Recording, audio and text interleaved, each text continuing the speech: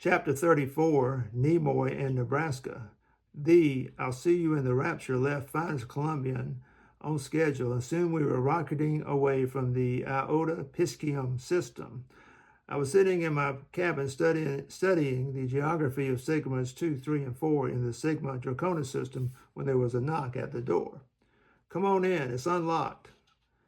In walked two young men. They left. It looked familiar, even though I had no idea who they were.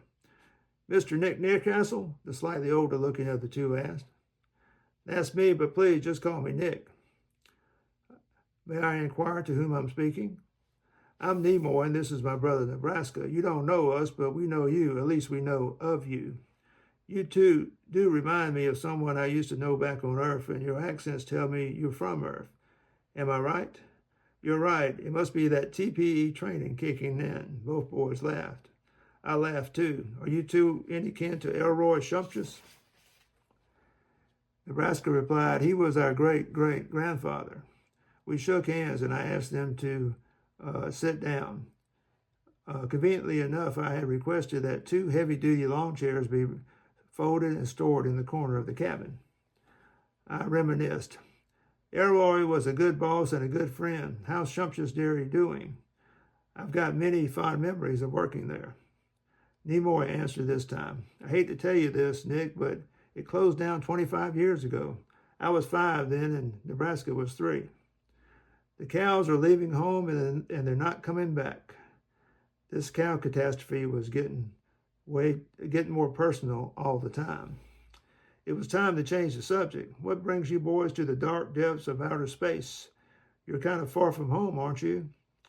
We're headed to Sigma 3 to try and convince the Sigma Sports Authority to adopt a new sport. The Shumptious clan has always been an entrepreneurial bunch, and we're not going to let losing a 10,000-year business get us down, Nimoy said, with Nebraska nodding in agreement. What's the sport? Shuffleboard. I hadn't had lunch, and neither had the boys, so I invited them to accompany me to the mess hall where we sat at the captain's table. Captain Zelda asked Nimoy, what is this shuffleboard game you're promoting? Is it fun? Can you make money from it? It's loads of fun, and it's quite the game of skill. Do you have any free space? We could draw a shuffleboard court on the floor if the space is big enough. Zelda was definitely interested. Good space captains are always on the lookout for healthy ways their crew members could let out some steam on long space flights. How much space do you need? Nebraska answered, 52 feet long and 6 feet wide. I think we can work it out. Meet me at 1,500 hours in the cargo bay. We'll pile boxes on top of each other if we have to, Zelda said. It's good to see the Shumptious clan still doing business, even if it's not cow-related. Chapter 35. Hello, War. A few days, Syrians have taken positively to the 24-hour day on Earth and had adopted it for all their space transports. Had passed, and I was having a late breakfast with Nimoy in Nebraska. How's the shuffleboard experiment working out? The crew loves it, and most importantly, Captain Zelda loves it. She plans to recommend it to the Syrian High Council that it be installed on all Syrian starships, especially ones that travel to and from other galaxies, Nebraska said. But we do want your advice on something, Nimoy stated. Go ahead, I'm listening. Nimoy continued. We know that while Sigma 3 is a relatively civilized planet, Sigmas 2 and 4 both experience civil wars and anarchical explosions on a regular basis. Do you think it's feasible to sell our shuffleboard concept on those two planets? Yes, but you may have to adapt to the circumstances. You could call it something like Savage Shuffleboard. The Sigma Alphas and Betas would really go for that. I answered, as always, to the best of my knowledge. Thank you, Nick. Come on, Nebraska, let's go back to the room and get to work on Nick's idea. If you thought of the Sigma situation as a sandwich, you would be taking a bite where the center of the sandwich consisted of mild cheese, lettuce, and tomato, while on the outside there were 2 pieces of bread inoculated with habanero peppers. Some sources, or to put it more correctly, rumors, were reporting that all cattle, beef as well as dairy, had already disappeared from Sigma 2, and the same thing was happening on Sigma 4. Considering the facts on the ground, I would not be surprised if the rumors were true.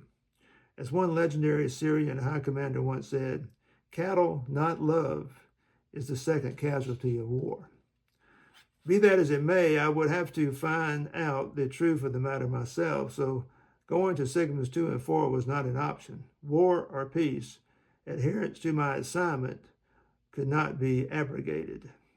The I'll see you in the rapture was scheduled to land on Sigma 3 in 72 hours, give or take an hour or two. I would then utilize my SPNV to transport myself to Sigma 2 and thus begin an orderly and logical inspection of the 3 planets. Then my plan suddenly changed. An announcement was being broadcast all over the ship. It was, Captain Zelda, we are having engine trouble and will be forced to land on Sigma 4 for emergency repairs. And then, in a typical Syrian ship commander's understatement, she calmly said, be prepared for a less than comfortable landing. Chapter 36, Zigzag on Sigma 4. The ship roared downward through the Sigma 4 atmosphere, headed for what would turn out to be a makeshift landing area. The ship was rattling and my teeth were chattering. I had my seat belt on and otherwise holding on for dear life. Would the ship completely fall apart before reaching the ground? I imagined Captain Zelda taking the reins from the pilot and somehow safely landing the I'll see you in the rapture herself. Whoever the pilot was, we did land safely. I'm sure there was extensive damage, but likely nothing the highly skilled Syrian engineers couldn't fix. But how long would it take?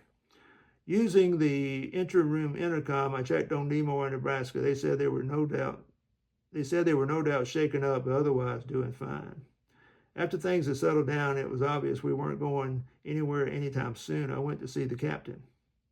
She looked a little haggard. Her black and gray uniform was unbuttoned at the neck, and there was even a tear in the right sleeve. I got to tell you, I had never seen a Syrian space captain, even the smallest bit disheveled before.